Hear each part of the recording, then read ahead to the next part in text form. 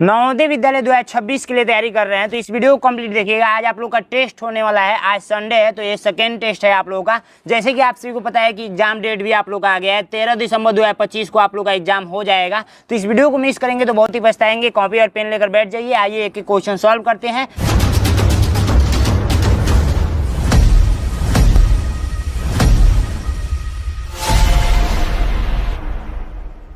First question देखेंगे, संख्या इतना में 6 और 9 के स्थानीय मानों के बीच का अंतर बता दीजिए। तो आप लोग बताइए, आंसर बताइए। क्वेश्चन नंबर 1 का आंसर बताइए। आप लोग को कमेंट करना है और अपना नाम लिख देना है, ठीक है, और अपना स्टेट यानी कि राज्य लिख देना है। राज्य, ठीक है, राज्य लिख देना है।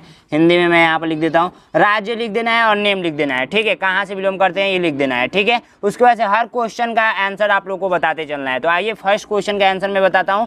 फर्स्ट क्वेश्चन कह रहा है कि 3 है, 6 है, 4 है। मुझसे पहले आप लोग को बता देना है, मुझसे पहले आप लोग को बता देना है इसमें क्या करना है। 6 का स्थानीय मान, ठीक है, 6 का स्थानीय मान और 9 का स्थानीय मान निकालकर और अंतर बता देना है। तो 9 का स्थानीय मान देखेंगे, 9 गुणे आप लोग कितना लिखेंगे, 2 को 0 तो 1 लिखकर 2 को 0 यानी कि 900 आया है 9 का स्थानीय मान, ठीक है।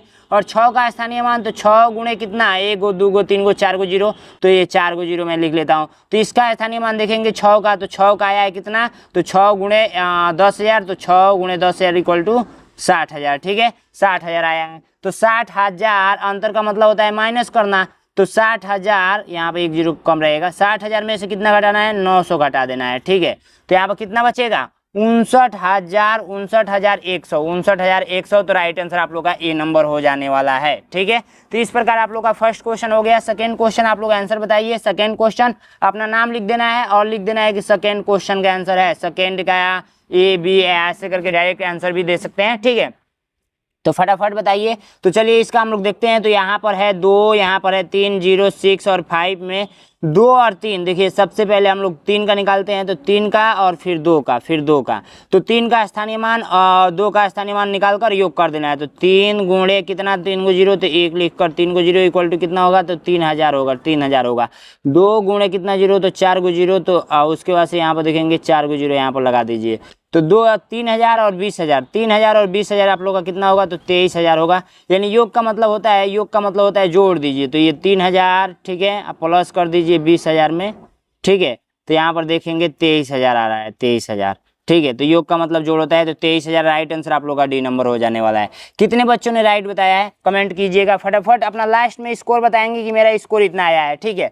नेक्स्ट क्वेश्चन कह रहा है कि संख्या इतना में 5 और 0 का स्थानीय मानों का योग बता दीजिए। तो देखिए सबसे पहले मैं यहाँ पर लिख लेता हूँ 2 है, 5 है, 3 है, 0 है, 6 है, 2 है।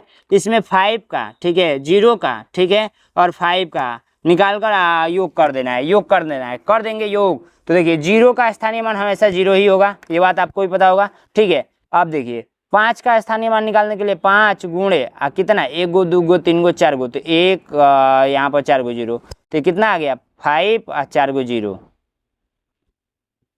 कितना आया है, कितना आया है। तो राइट आंसर आप लोग का ए नंबर आया है, ठीक है। तो ए पर आप लोग टिक करेंगे। कितने बच्चों ने सही बताया है, कितने बच्चों ने सही बताया है। आप लोग एक एक क्वेश्चन करते रहिए। देखिए चौथा क्वेश्चन को बढ़ गए हम लोग। चौथा क्वेश्चन कह रहा है कि 5 अंकीय सबसे बड़ी संख्या और 4 अंकीय सबसे बड़ी संख्या का योग क्या होगा। आप लोग कमेंट कीजिए, ठीक है।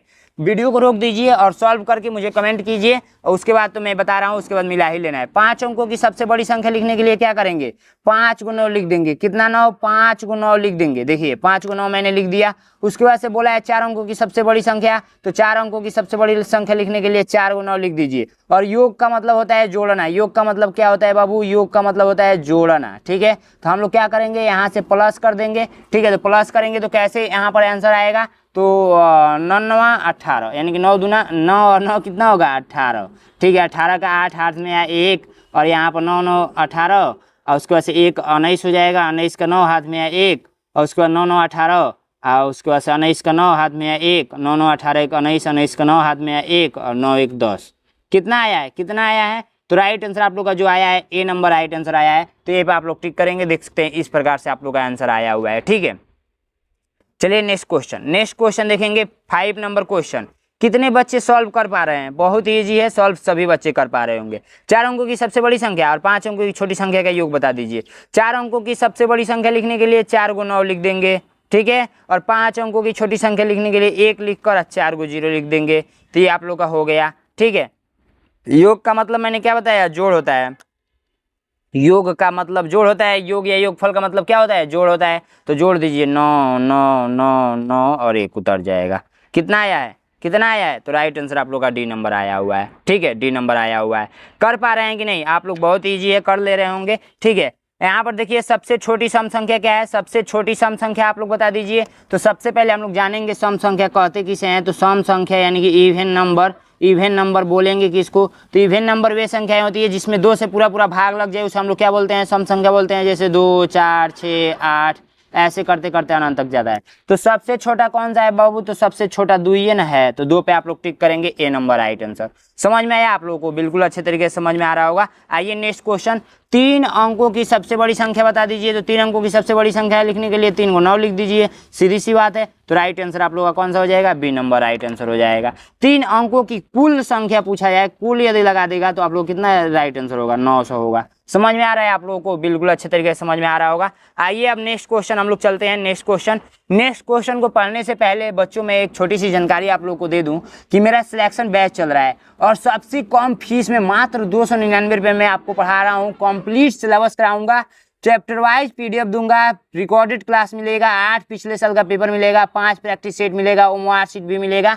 जो भी आप लोग को नीड लगेगा कि ये चीज़ें आप लोग को प्रोवाइड करना चाहिए तो वो सारी चीज़ें मैं प्रोवाइड करूंगा। इसके लिए मात्र आपको 93 36 56 81 64 पे आप लोग को कॉल या व्हाट्सअप करना है और अपने पापा या मम्मी जी से बात कराना है। ठीक है, ये देखिए 299 रुपये टोटल फीस है, संपूर्ण सिलेबस का है, जिसमें मानसिक योग्यता यानी कि मेंटल एबिलिटी भी पढ़ाऊंगा, गणित भी पढ़ाऊंगा और हिंदी भी पढ़ाऊंगा। ठीक है, और दूसरी चीज़ आप लोग क्या करेंगे ना, नैनो एग्जाम का ऐप डाउनलोड कर लेंगे, नैनो एग्जाम का ऐप डाउनलोड कर लेंगे प्ले स्टोर से नैनो एग्जाम का ऐप डाउनलोड कर लेंगे प्ले स्टोर से और जल्द से जल्द ज्वाइन कर लीजिए, नहीं तो ये ऑफर हट जाएगा, बढ़ जाएगा आप लोग का। ये आप लोग का बैच कितना का है? 1499 रुपये का है। अब ये ऑफर चल रहा है 299 रुपये का। बहुत सारे बच्चे ज्वाइन कर रहे हैं और हर संडे को टेस्ट भी लिया जाता है। ठीक है, आप लोगों को डाउट ग्रुप भी मिलेगा और हर एक कोई भी अपडेट हो सबसे पहले दी जाती है ग्रुप में। ठीक है, तो जल्द से जल्द ज्वाइन कर लीजिए। नेक्स्ट क्वेश्चन देखिए, नेक्स्ट क्वेश्चन कह रहा है कि निम्नलिखित में से अभाज्य संख्या कौन सी है?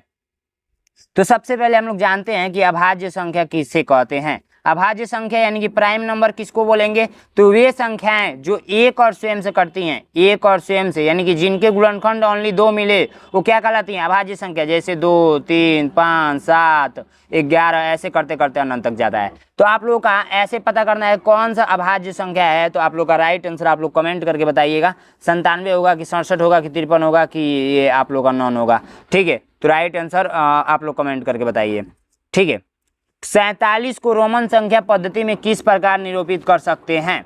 47 को किस प्रकार निरूपित कर सकते हैं? तो सबसे पहले आप लोग छोटी सी जानकारी जानिए, छोटी सी। देखिए, आई का मतलब होता है 1, ठीक है, डबल आई का मतलब होता है 2, ठीक है, ट्रिपल आई का मतलब होता है 3 और भी का मतलब होता है 5 और एल का मतलब होता है 50 और एक्स नहीं बताया क्या मैंने? यहाँ पर एक्स ले लीजिए, एक्स का मतलब होता है 10। ठीक है, और उसके बाद से सी का मतलब होता है 100। तो हम लोग को इतना ही से मतलब है। तो 47 को लिखना है ना, तो आप देखिए 50 ले लीजिए, तो एल का मतलब 50, 50 में से 10 घटा दीजिए तो ये हो गया 40, और 40 में कितना जोड़ेंगे? तो 7 जोड़ दीजिए, तो 40 से 47। तो राइट आंसर आप लोग का ये हो जाने वाला है।